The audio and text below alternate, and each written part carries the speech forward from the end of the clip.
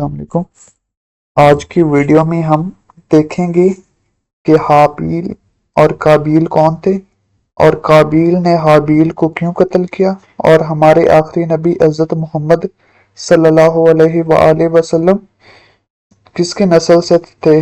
काबील की नस्ल से थे या किस पैगंबर की नस्ल से थे। तो आइए स्टार्ट करते हैं। काबील और हाबील ये दोनों हज़रत आदम अलैहिस्सलाम के बेटे थे। हज़रत आदम अलैहिस्सलाम खुदा के हुक्म से जिस भाई के साथ बहन पैदा होती थी दूसरे जोड़े से निकाह कर देते थे। सबसे बड़ा काबील था। इसके साथ जो लड़की पैदा हुई वो निहायत खूबसूरत थी जिसका नाम अकलीमा बताया है, और जो लड़की हाबील के साथ पैदा हुई थी वो इतनी खूबसूरत ना थी। काबील ने इस बात को पसंद ना किया। फिर आदम अलैहिस्सलाम ने फरमाया, तुम दोनों अपनी अपनी कुर्बानियां मैदान में ले जाओ। जिसकी कुर्बानी मंजूर होगी वो अकलीमा के बारे में कामयाब होगा। इसका क्या मतलब है कि हजरत आदम अलैहिस्सलाम ने उन्हें फरमाया कि आप दोनों अपनी अपनी कुर्बानियां मैदान में ले जाओ। अल्लाह ताला ने जिसकी कुर्बानी कबूल की वो अकलीमा से शादी करेगा।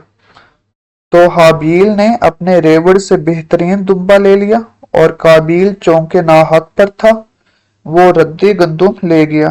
इस वक्त खुदा का ये हुक्म था कि आग आगर जो सदका और कुर्बानी मंजूर होती उसको जला देती, जो ना मंजूर होती उसको ना जलाती।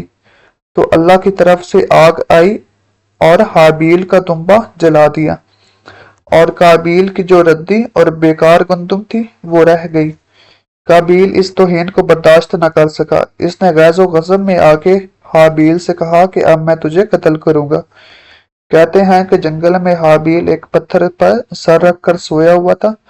फिर काबील ने ऊपर से आकर दूसरे पत्थर से मारकर शहीद कर दिया। हजरत हाबील के शहीद होने के बाद हजरत आदम अलैहिस्सलाम गमगीन रहते क्योंकि ये इनकी नस्ल में पहला वाकया था। तो अल्लाह ताला ने हजरत आदम अलैहिस्सलाम को हजरत शीस अलैहिस्सलाम बेटा अता फरमाया कि इनकी नस्ल से हजरत मोहम्मद सल्लल्लाहु अलैहि वसल्लम पैदा होंगे।